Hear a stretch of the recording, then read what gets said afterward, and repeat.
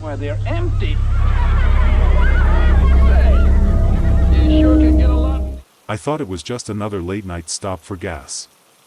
The rain, the quiet streets, the hum of the pumps, it all felt routine, until two men started watching me like I didn't belong.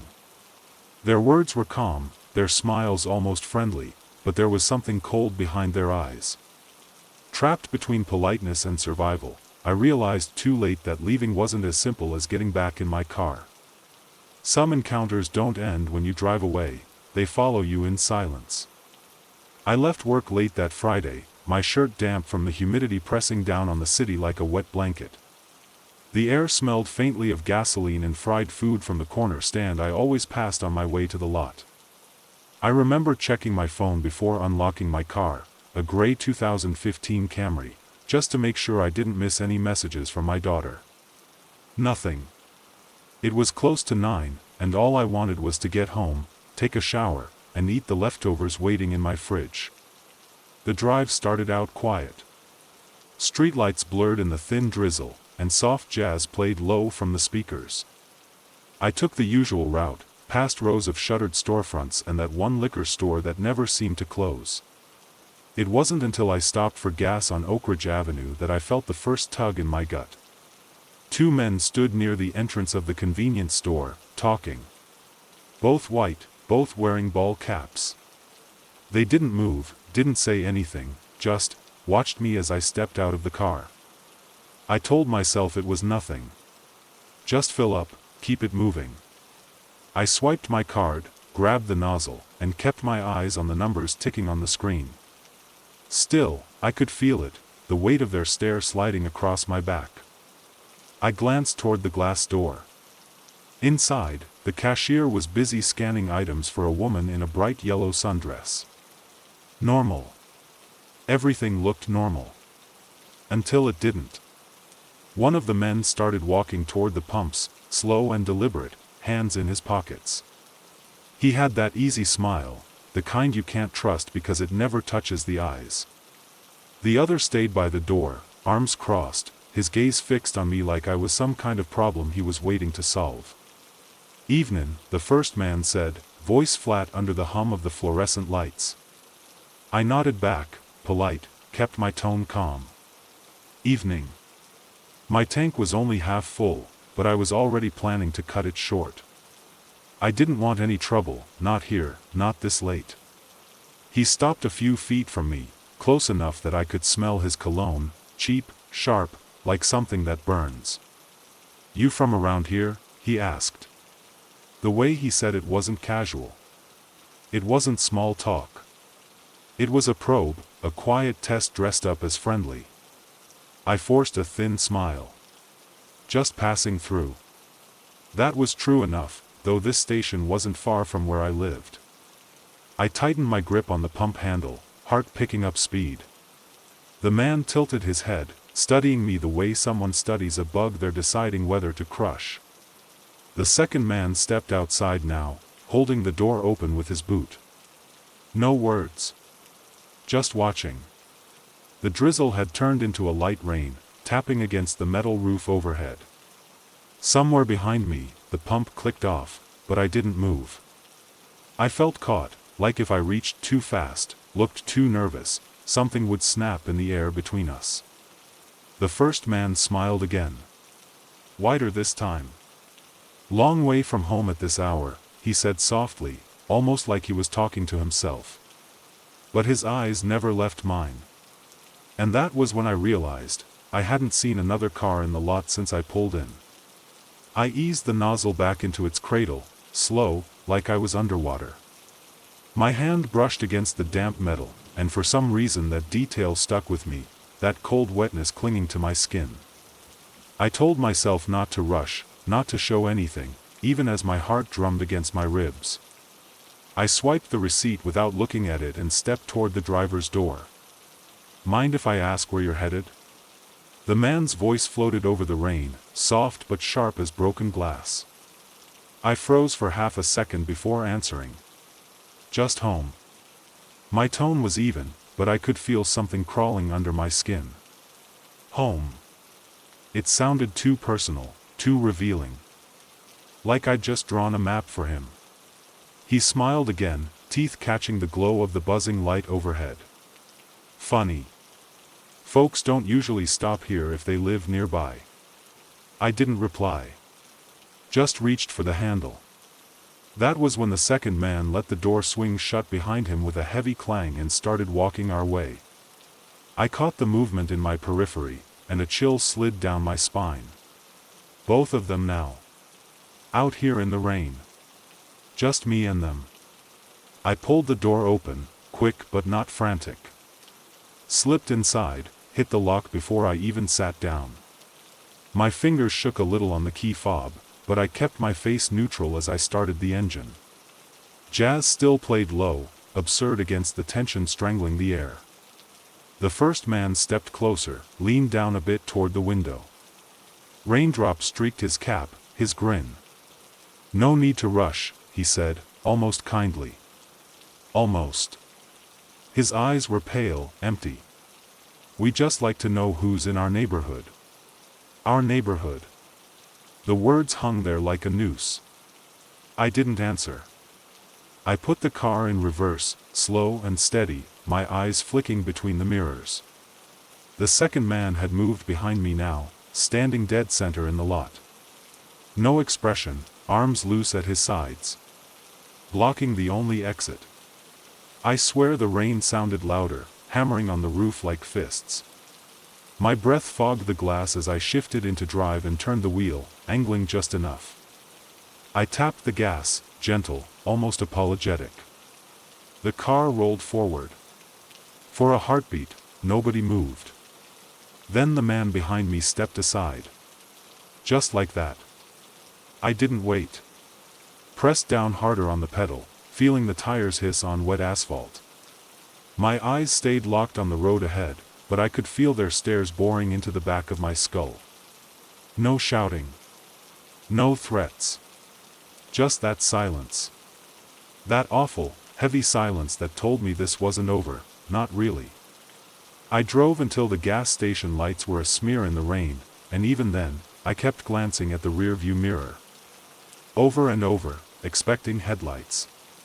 Expecting that smile. But the road stayed empty.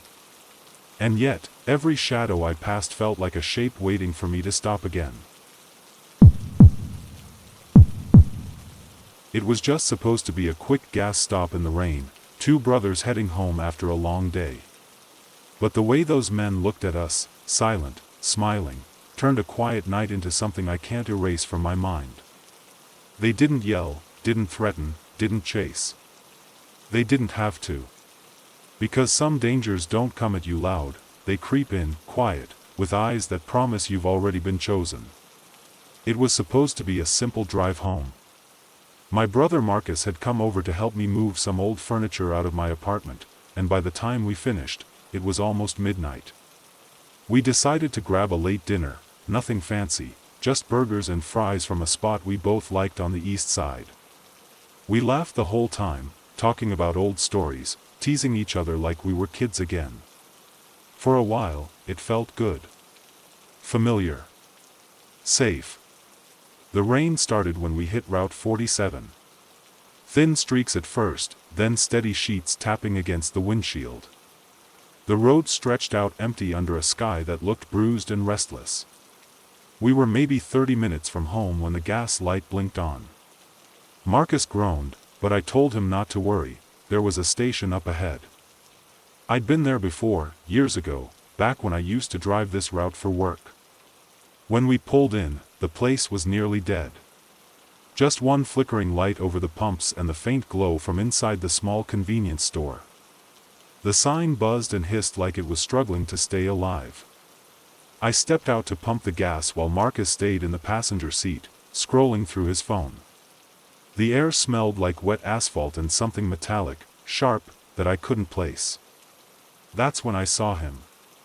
He was leaning against the side of the building, half in shadow, watching. Tall, wiry frame, a baseball cap pulled low over his forehead. He didn't move, didn't blink, just stared like he'd been waiting for us. My first instinct was to ignore him. People hang around gas stations all the time, right? Still, something about the stillness in his posture made my skin prickle. "Yo, you good?" Marcus called from the car, probably noticing the way I froze. I forced a nod and turned back to the pump, watching the numbers climb. I tried to shake it off. Maybe he was just some guy catching a smoke break. But when I glanced over again, he was gone. That should have been a relief. It wasn't. I slid back into the car, heart beating faster than it should. "You see that dude?" I asked Marcus. He frowned, looked around. "What dude?" I almost told him to forget it, but then the store door creaked open, and there he was again, walking out slow, like he had all the time in the world.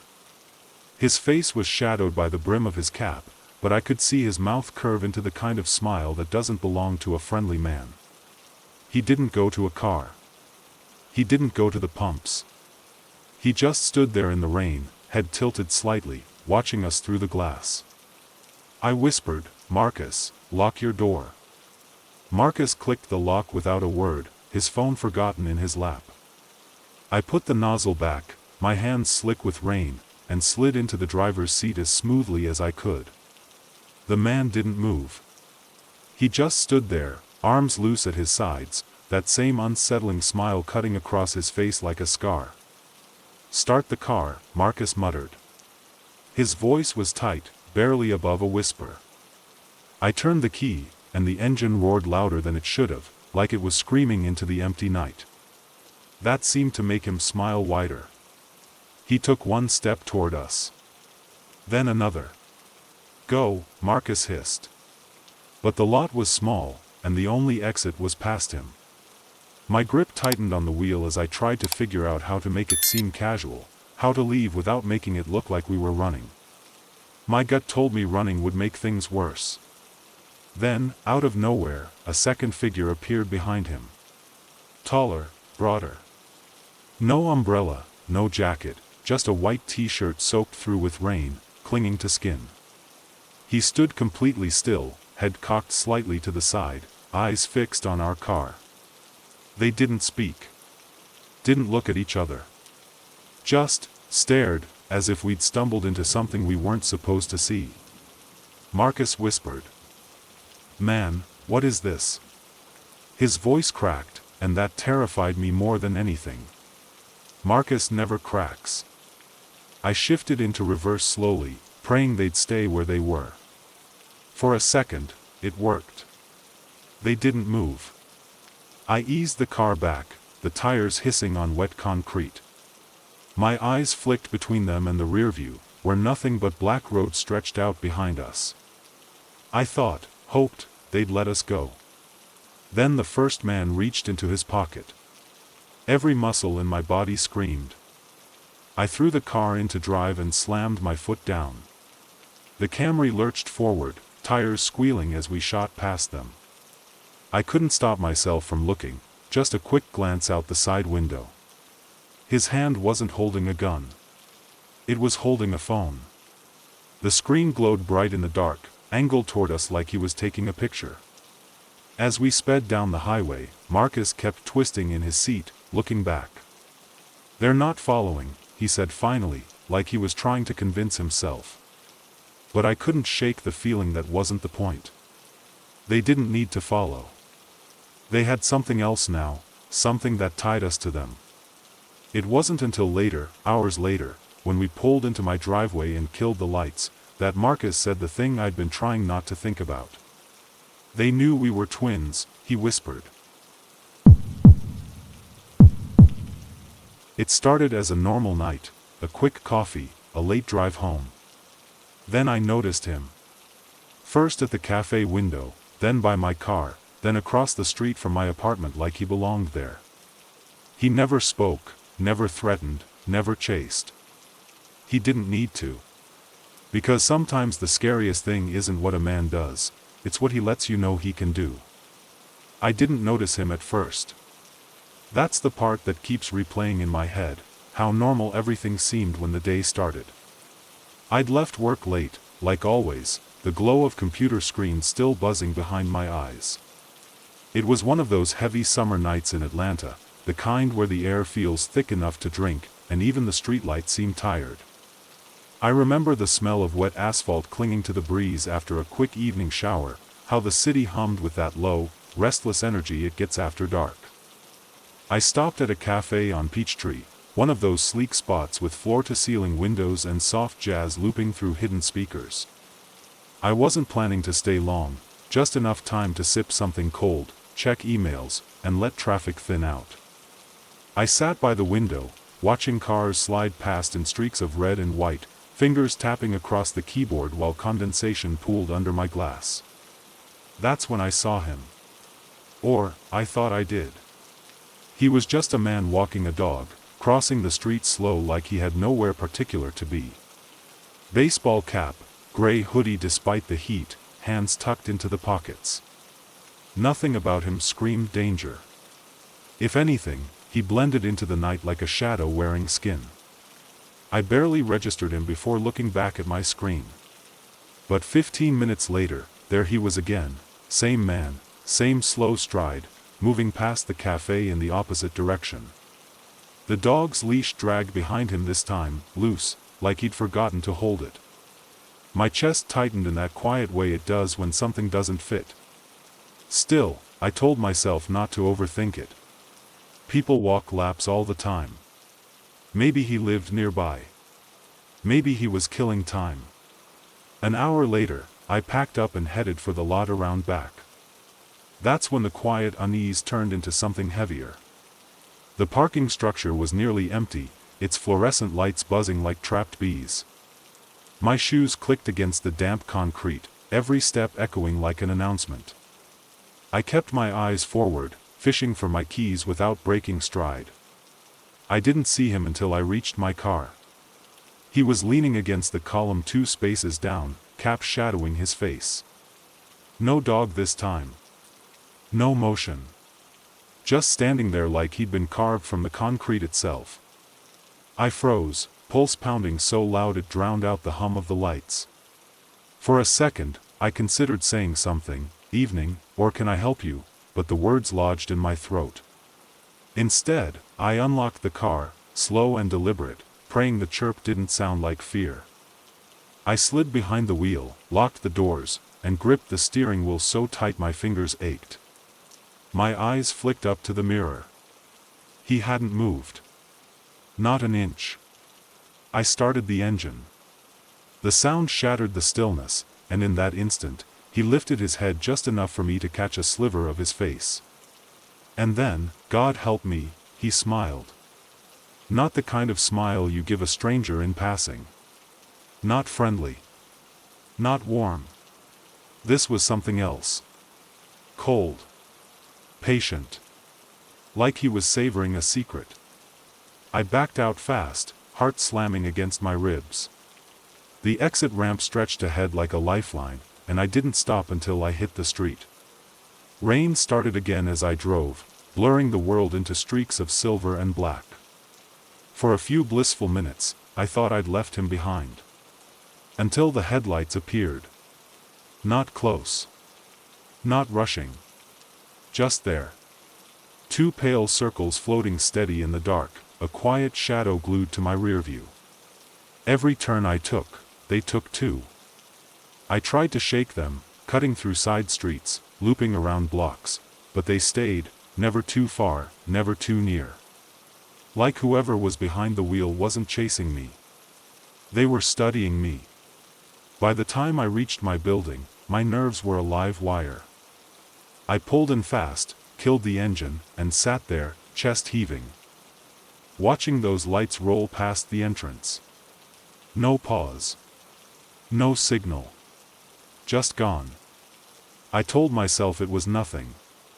Just a stranger on the same route. That's what I believed, until the next morning. When I stepped outside, dressed for work, he was there. Across the street. No car. No dog. Just him. Standing perfectly still, hands in his jacket pockets, head tilted like he was trying to memorize the shape of me. I froze on the steps, the keys biting into my palm. It wasn't the fact that he was there, it was the way he stood. Motionless. Head cocked slightly to one side like I was some exhibit behind glass.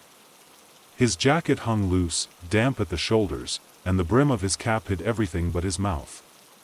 That smile. Calm. Knowing. I glanced up and down the street. Morning traffic hummed along, horns bleating at the far intersection. People walked dogs, joggers moved in packs, cars lined the curb. Normal. Every piece of it normal, except him. That was the part that made my stomach knot. He didn't belong in the scene, like a single wrong note in a familiar song. I forced myself down the steps, each one louder than I wanted it to be. My rideshare pulled up just as I reached the curb, the driver leaning over to unlock the door. I slid inside fast, barely glancing back. But I couldn't help it, I had to know. He was still there. Hands in his pockets. That same tilted head. And then, just before the car pulled away, he lifted his hand. A small, almost polite wave. I didn't breathe until we merged into traffic. The whole ride to the office felt like drowning in static. Every honk, every flash of a mirror felt like a signal I couldn't read. I kept telling myself to call someone, Marcus, maybe, but what would I say? Hey, there's this guy who stands outside my building and smiles at me sometimes. Nobody calls the police for a smile. By the time I left work that night, the city had changed. The storm rolled in heavy, swallowing the skyline in black clouds. Rain drummed on the pavement as I cut through the parking garage toward my car. My shoes squeaked against the slick floor, echoing in long, empty stretches of concrete. I hated how hollow it sounded, how easy it would be to hear someone behind me too late. I hit unlock. The chirp bounced off the walls like a dare. I opened the door quick, slid in, and hit the locks before my body had even settled. For a second, I let myself breathe. That was my mistake. Because then I saw him. Far back near the stairwell door, a dark figure under the flickering light. The same cap. The same stillness that made every instinct in me scream. He wasn't moving toward me. He didn't need to. Just being there was enough. I started the engine, the sound exploding in the quiet. He didn't flinch. Didn't take a step. But as I eased out of the spot, my headlights caught something, a glint of wet pavement, a pale flash. His smile. I drove like hell, ramp tires squealing, heart battering my ribs. I didn't care if I looked crazy on the cameras. I just needed to be gone.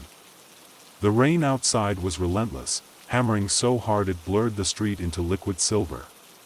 Every time I checked the rear view, I expected to see headlights. And eventually, I did. Same soft glow. Same steady pace. A few car lengths back. I changed lanes, so did they. I took a random exit, my breath fogging the glass as I cut through streets I didn't recognize. They followed. Always there, never rushing, like they had all night. Like they had forever. By the time I hit the outskirts, panic tasted like copper in my mouth. I veered into a gas station, hoping they'd keep going. They didn't. The car rolled in slow, 2 pumps down. A black SUV, tinted windows. I couldn't see his face, but I didn't have to. I knew. I killed my lights and waited, gripping the wheel so hard my fingers burned. Rain poured in sheets, pounding on the roof like fists. A man stepped out. Not him. Taller, broader, wearing a hood that shadowed his face. He walked into the store without a glance, boots slapping the concrete. That's when I saw it, the glow of a phone screen inside the SUV. He was there. Sitting in the driver's seat. Watching me through the rain, that pale blue light cutting across his face. For a heartbeat, I locked eyes with him. And that smile, that quiet, patient smile, spread again.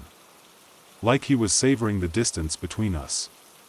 Like he wanted me to understand this wasn't a chase. This was a choice. My stomach dropped when I realized what he was doing. He lifted the phone slightly, angled it. The screen flashed. Not a message. Not a call. A camera. He was taking pictures.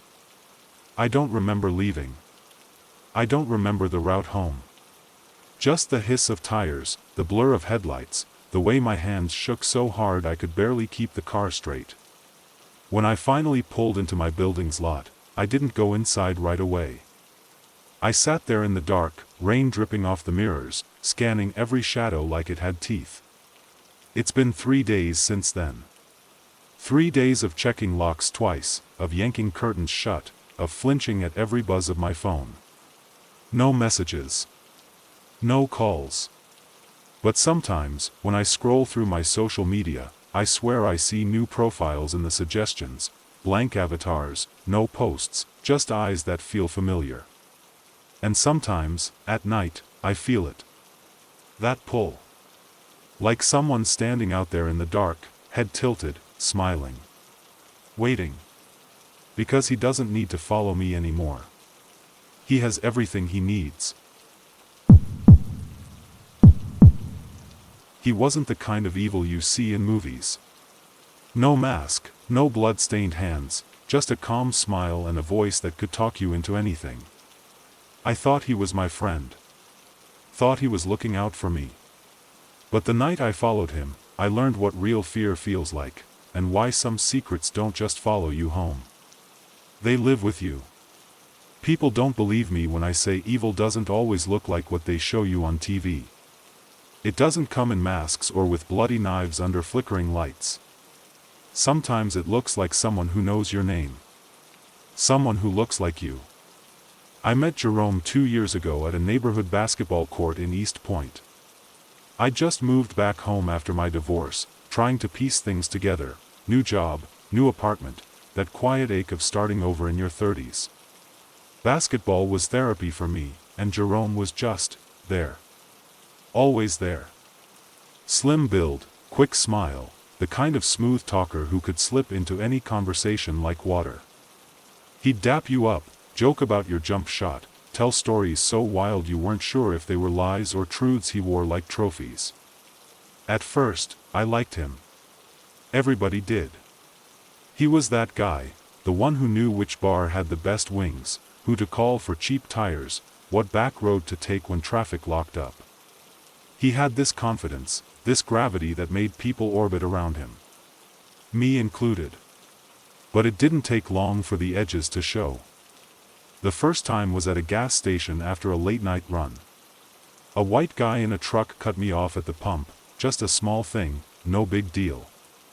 Before I could even shrug it off, Jerome was out of his car, jaw tight, smiling that smile that never reached his eyes. He walked right up to the man, leaned in close, and said something I couldn't hear. Whatever it was, it made the guy's face drain white. He backed up, hands raised, muttering apologies. Jerome slid back into the passenger seat like nothing happened, chuckling low. "You don't let people play you like that," he said. "World don't respect soft men." That line stuck with me. I told myself he was just looking out for me. That's what friends do, right? But then there were the other things. The way he talked about people when they weren't around, cold, calculated, like every interaction was a game of chess only he knew the rules to. The way he could flip from charming to silent in an instant, his eyes flat and empty, like shutters closing on a window. The night that changed everything started like any other. We were hanging at his spot, a cramped apartment that smelled faintly of bleach and stale smoke. A game was on, beer bottles lined up like soldiers on the counter. Jerome was in rare form, cracking jokes, pacing the floor, energy buzzing off him like static. Then his phone buzzed. One glance, and his whole mood shifted. The grin melted. The room went heavy. "Ride with me," he said. Not asked. Said. I should have said no. Every part of me screamed it. But I didn't. I followed him out to the car like a man walking into his own shadow. We drove in silence, the city sliding past in streaks of neon and rain. I didn't ask where we were going. Didn't ask why his jaw was clenched so tight I could hear his teeth grind. All I knew was the way my chest felt, tight, suffocating, like the night itself was holding its breath. When we finally stopped, it was on a dead-end street behind an old warehouse, the kind of place even the streetlights forget. Jerome killed the engine and sat there, drumming his fingers on the wheel, that strange smile creeping back across his face. "Stay here," he said, voice low, almost gentle. "And whatever you hear, don't come out." Then he stepped into the dark. The silence after he closed the door was louder than anything I'd ever heard. No music, no engine hum, just rain whispering on the hood like a secret. My fingers gripped the seat so hard they ached. I stared straight ahead, trying not to move, not to breathe too loud, like the darkness outside might notice. Minutes crawled like hours. Then came the sound, a sharp thud, muffled, like something heavy hitting the ground. My stomach clenched so hard it burned. Another sound followed. Not words. A low, broken noise, human but hollow. I told myself not to look. Don't. Stay still. But curiosity is its own kind of death wish. I shifted just enough to glance through the rain-speckled glass. Jerome was standing under the busted light near the loading dock, his silhouette stretched long across the wet concrete. Someone else was on their knees in front of him. A man, white, mid-40s maybe, his hands bound behind his back with what looked like electrical cord. Jerome's head tilted like he was studying a puzzle. Calm. Patient. The other man jerked forward, desperate, maybe pleading. I couldn't hear over the roar of blood in my ears. Then Jerome moved. Slow, deliberate, like this wasn't something new. Like this wasn't the first time. He bent down, whispered something into the man's ear, and the guy shook his head violently, shoulders heaving. I couldn't stop staring at Jerome's face when he straightened up. That smile. Wide and empty at the same time. He reached into his jacket and pulled out something metallic, too short for a bat, too long for a knife. A tire iron. The man tried to scramble away, but Jerome caught him by the collar, yanked him back with a snap that made me flinch. The first blow landed with a sound I'll never forget, a wet crack, sharp and final. I turned away, bile rising in my throat. My hands were shaking so bad I could barely grip the door handle, but some buried instinct screamed at me, "Don't move. Don't make a sound." Because if he looked up and saw me watching. I don't know how long it lasted. Time didn't work right anymore. At some point, the noises stopped. Just rain. Just my pulse hammering against my ribs like it wanted out. I thought maybe it was over, until the passenger door opened. Jerome slid in, calm as ever, the faint scent of iron clinging to him like cologne. He wasn't breathing hard. Wasn't sweating. Just that smile, softer now, like we'd shared some private joke. "Drive," he said. I did. I didn't ask where. Didn't ask why. The streets blurred by in rivers of neon and rain, and all I could think about was how quiet he was. Like whatever storm lived in him had passed, leaving only still water behind. When we finally pulled up outside his building, he reached over, gripped my shoulder. Firm. Warm. Friendly, almost. "You a real one," he said. His voice was smooth, low, carrying something I couldn't name. "You didn't see nothing, right?" I nodded. Too fast. Too eager. He laughed, a short, dry sound, and stepped out, vanishing into the dark like smoke. I sat there for a long time, hands welded to the wheel, heart pounding until it hurt. When I finally drove off, the city felt different. Bigger somehow. Colder. Every shadow looked like him. Every passing face hid that same quiet smile. That was 6 months ago. I moved since then. New job, new place, new routines. But sometimes, late at night, when the street outside goes silent, I'll hear it. That low chuckle, sliding under the door like a draft. Sometimes I wake up to the soft buzz of my phone and see a message with no name, no number. Just 3 words. You a real one. And every time, I wonder if I'll ever stop driving. It started as an ordinary stop for gas on a rainy night. Then I saw him, silent, still, and smiling from the shadows. What began as unease turned into a nightmare when I realized he wasn't there to rob me, wasn't there for money. He wanted something else, something far worse. And when he whispered why, I understood I'd never feel safe again. I've always been careful about where I stop late at night. Growing up, my father drilled that into me. Son, the world don't always see you for who you are. It sees what it fears. Those words stayed with me, tucked deep like a folded note in my pocket. But no amount of caution could have prepared me for what happened that night. It was a Thursday, one of those long summer evenings where the heat clings to your skin like a second layer. I just finished a delivery run for my job, contract driving, nothing fancy, and I was starving. The highway stretched empty under a bruised sky, and the only glow came from a tired neon sign promising gas and snacks a few miles ahead. The station was nearly deserted when I pulled in. One pump flickered under buzzing lights, and a convenience store sat hunched behind streaked glass.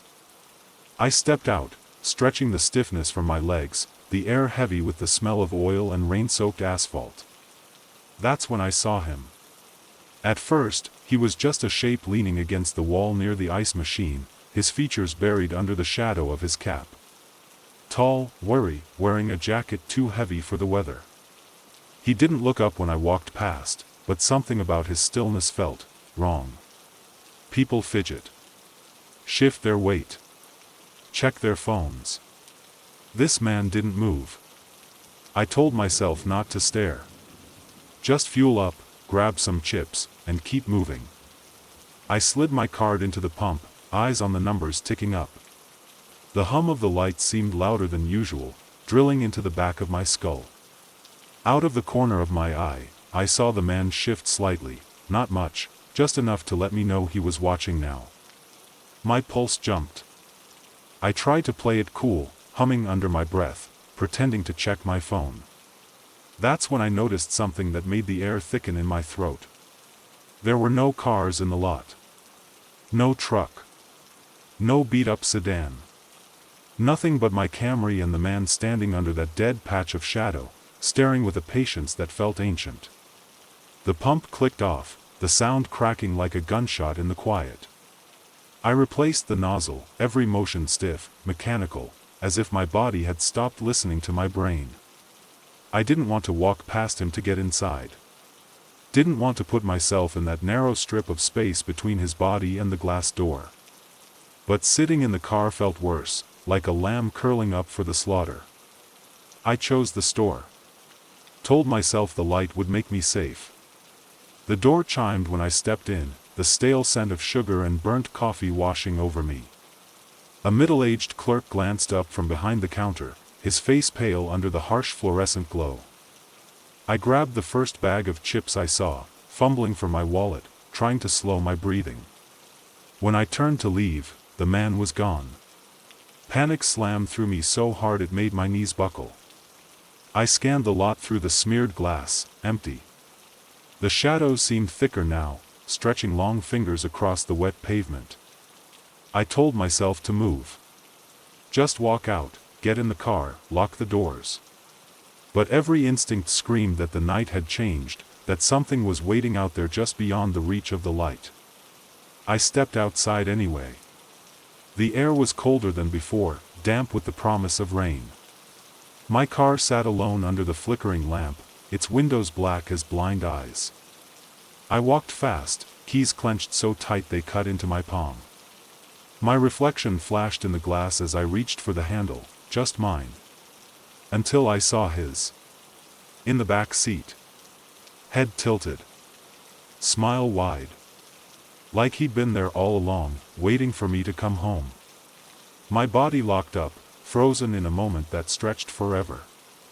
His eyes caught mine in the reflection, dark, unblinking, alive with something I couldn't name. My breath hitched, sharp and loud in the quiet night, and I hated myself for making that sound. For a second, I thought about running. Leaving the car, leaving everything, sprinting back into the store. But my keys were in my hand, and my legs wouldn't move. I felt like a deer pinned in headlights, every instinct screaming but no command making it to my muscles. Then he spoke.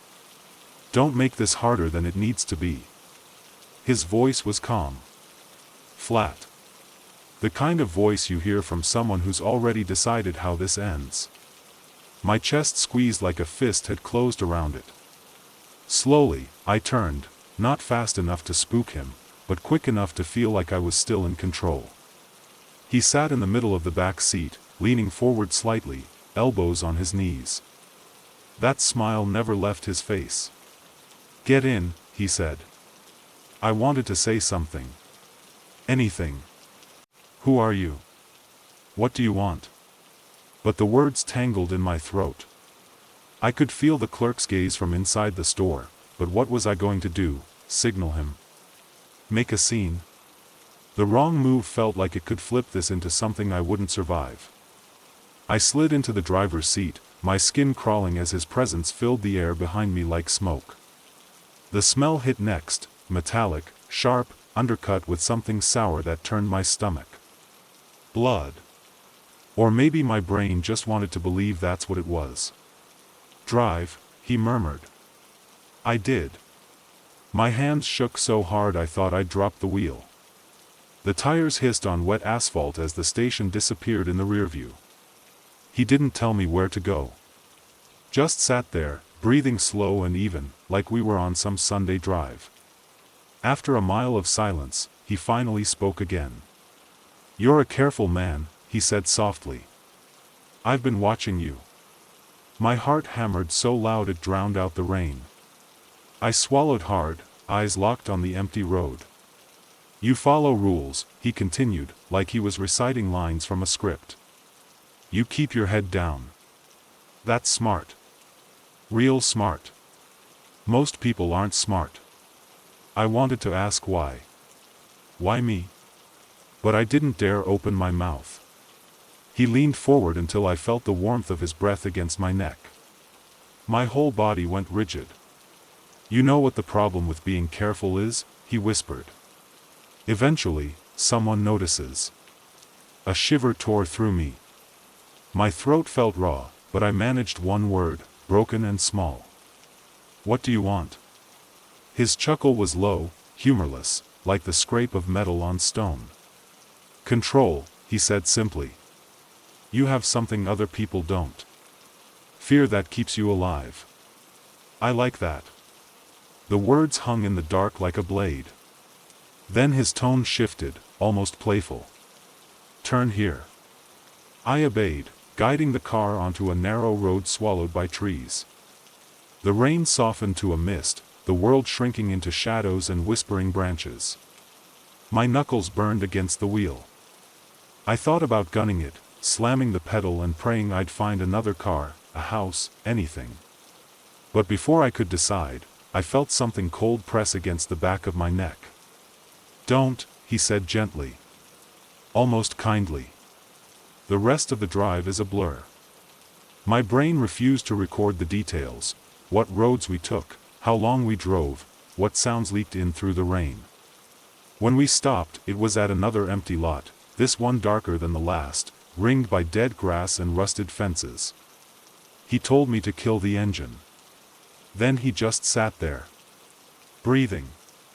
Watching me in the mirror with eyes that looked like holes punched through the night. "You're free to go," he said finally. My breath caught. "What?" He smiled wider. Teeth flashing in the gloom. "You heard me." I stared at him, waiting for the trick, the condition, the knife. Nothing. Just that smile. Slowly, I opened the door, the rain brushing my skin like icy fingers. I stepped out, legs trembling, waiting for him to lunge.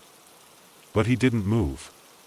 He just watched as I stumbled backward, then forward, then ran until my lungs burned and the shadows blurred. By the time I reached the main road, my clothes were soaked, my heart punching holes in my chest. I flagged down the first pair of headlights I saw, a trucker who stared like I'd crawled out of hell itself. I never saw the man again. But sometimes, when the world goes quiet and the rain starts to fall, I hear his voice curling through the dark like smoke. Eventually, someone notices. And I wonder if he's out there, smiling, waiting for the day I stop being careful. Thanks so much for watching. Your support truly means the world to me. Every like, every comment helps this channel grow and keeps me going. If you enjoyed the video, please hit that like button and share your thoughts in the comments. I read every single one. And don't forget to subscribe so you never miss a new upload. My dream right now is to reach 100 subscribers, and with your help, I know it's possible. See you in the next one.